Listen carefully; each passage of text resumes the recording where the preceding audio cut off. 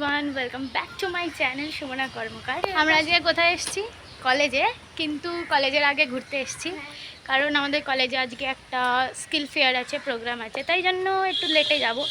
এখন ওই জন্য একটু ঘুরে নিচ্ছি। প্রথমে গেছিলাম শ্যামসুন্দরী কালী মন্দিরে, কিন্তু ওখানে আমরা ঢুকেছি আর বন্ধ হয়ে গেছে গেট। একটু জাস্ট মুখটা দেখতে পেয়েছি, তাই জন্য কোনো ভিডিও করতে পারিনি। তারপরে এসেছি রামমোহন রায় মিউজিয়ামে, কিন্তু এখানে ভিডিও করা অ্যালাউ নেই, তাই জন্য ভিডিও করতে পারছি না। ভিডিও করা অ্যালাউ আছে, পয়সা দিয়ে সেটা ভিডিও করতে হবে, তাই জন্য আমরা করিনি। এই বাইরেটা একটুখানি ঘুরছি, জায়গাটা সুন্দর। আর এই দুটো জিনিসের ভিডিও না আমি একটু চুরি করে করে তুলেছি। রামমোহন রায়ের যে জামাটা দেখেছি, সেই জামাটা এতটাই বড় যে দেখলেই বোঝা যায় আগেকার মানুষেরা কতটা হেলদি হতো। আর জুতোটা তো ছেড়েই দাও, ওটা দেখে মনে হচ্ছিল আমার ওর মধ্যে 3টে পা ঢুকে যাবে। এই রামমোহন রায় মিউজিয়ামটা অ্যাকচুয়ালি রামমোহন রায় কলেজের মধ্যেই রয়েছে। এখনকার মানে আমি যাদের সঙ্গে ঘুরতে গেছিলাম সেই বন্ধুদের মধ্যে একজন হচ্ছে এই কলেজে আগে পড়তো, ওই বেসিক্যালি আমাদের এই মিউজিয়ামটা বলে নিয়ে গেছিল। আর কলেজটা খুবই সুন্দর।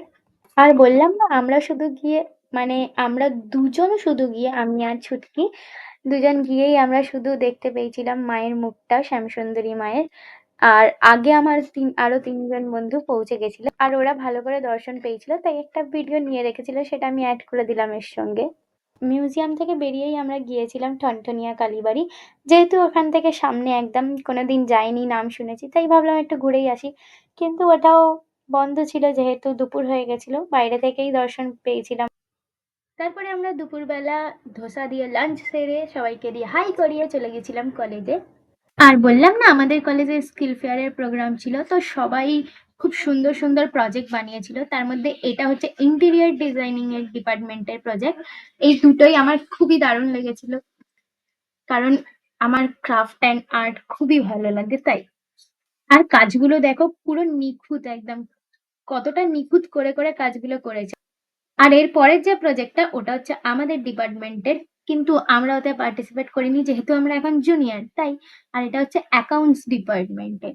ওরা বানিয়েছিল ক্যাশ কাউন্টিং মেশিন, তারপর কয়েন কাউন্টিং মেশিন, তারপরে আরো নোট ছাপানোর মেশিন, এইগুলো। চলে গেল।